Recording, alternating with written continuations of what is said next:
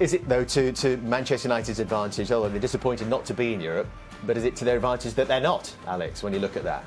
Yeah, and then the rotations, like you said, when you're looking at Spurs and Arsenal playing in the Europa League as well, and managing squads, it is that freshness and that.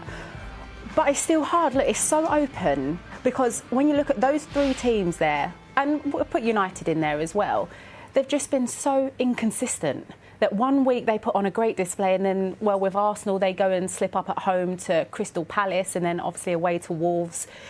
There's no consistency in the teams. And here's Gary. I think it's a case of the top two, though, making them look a little stupid as well. The 20 points in front of them.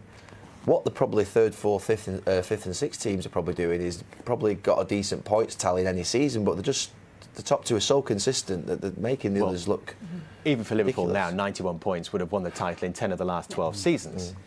This is Ole Gunnar Solskjaer in the Manchester United programme today. If we're going to finish the season in the top four and qualify for next season's Champions League, we have to win today, he says. It's as simple as that. We do not have time for alternatives. Do you agree with him? No, absolutely. They have to win today. And I think that, to be fair, this week's been a tough week in more ways than one. I think last Sunday was a real difficult one for him, because I think he saw it coming in his press conference before the game. He called for a reality check.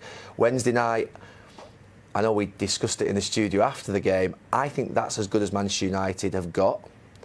I genuinely think all those players left everything out on that pitch on Wednesday, but they were just worn down in the end by a far better team, and the gulf in class and quality became apparent.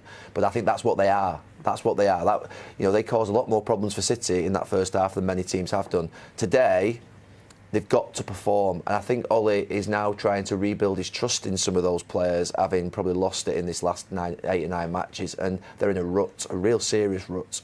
Do you think that's the thing, what we're looking at now is with Liverpool and City, there is a gulf in class now between those two and then the rest that are trying to make top four. And when you look at the rest trying to make top four now, there's a real rebuilding process that needs to happen. So are we looking at the next couple of seasons now in the Premier League? It's going to be between those, because the gulf is there for all of us to see.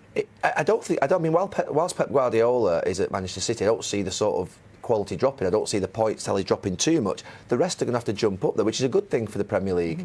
And Manchester United at this moment in time, 20 points. It's happening season in, season out. It's not as if it's just one season now. So it's a pattern that's emerged, and they have to correct it.